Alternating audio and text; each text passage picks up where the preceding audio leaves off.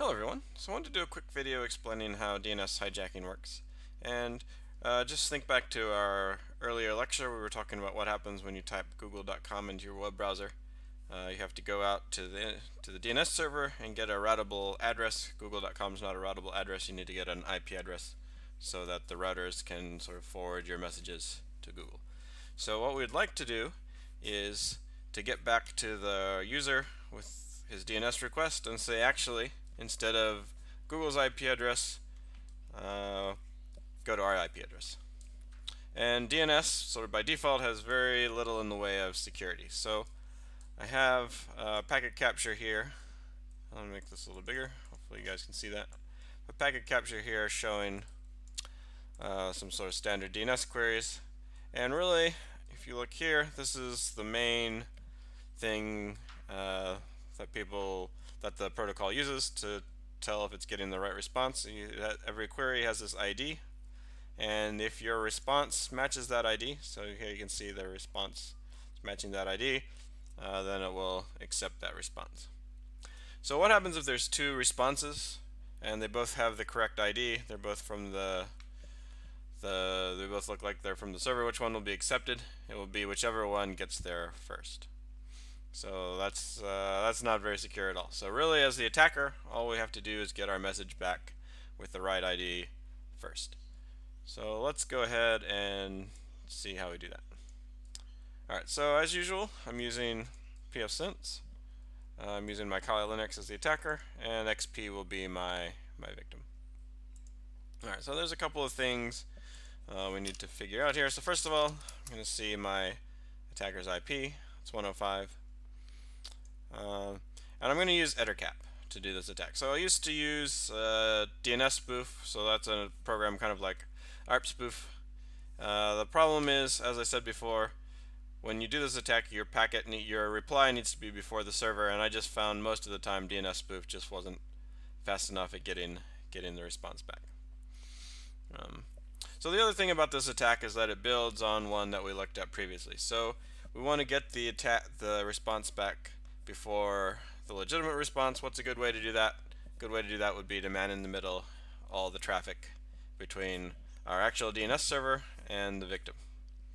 How can we do that? Well, we can do an ARP spoof. So that's what we're going to do.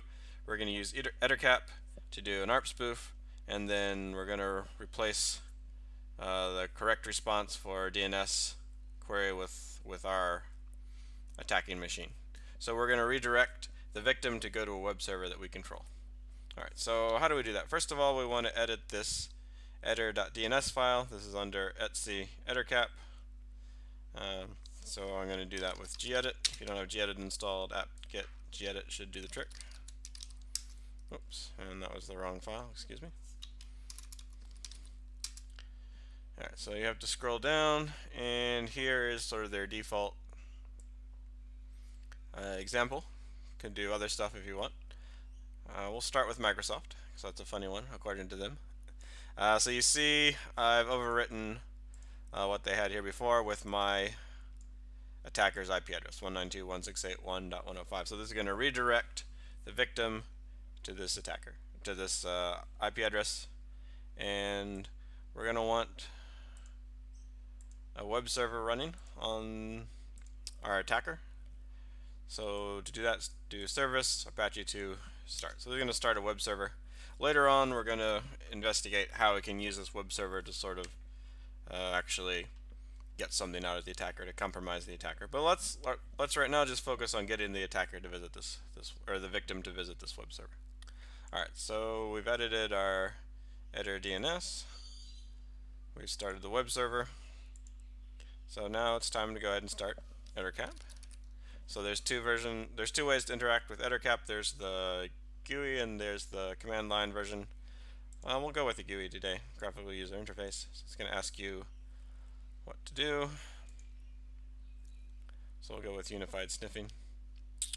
Alright, so the first thing we have to do is we have to start our man in the middle using ARP poisoning. So to do that, we'll have EtherCap look for hosts. So this is a little bit noisy. So we found some hosts, so let's go to the host button up here. So here's my victim, and here's my router. So I'm going to attack the victim, and I'm going to man in the middle it and the router. So I've got these two guys now.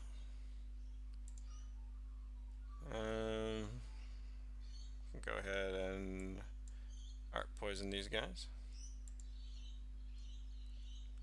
Alright, so we should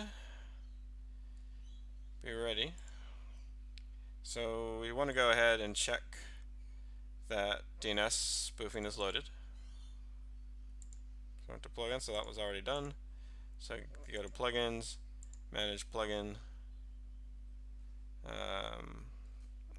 DNS spoof. So I activated the DNS spoof. See, we got the little star there now. So I've got the man in the middle, got the DNS spoof going.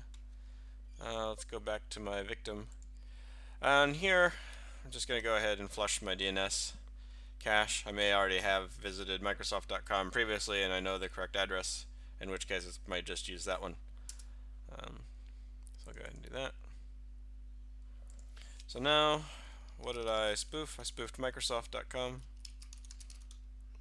Probably should spell it right.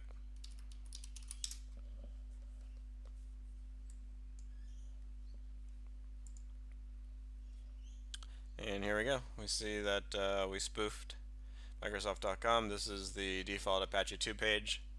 This is being hosted by our attacker. Alright, so that's basically all there is to it. When you're done with your attack, you can go ahead and click Stop Man in the middle. So clean up the tables. But really quite a straightforward attack. Alright, so give that a try, and as ever, shoot me your questions. Happy to help out.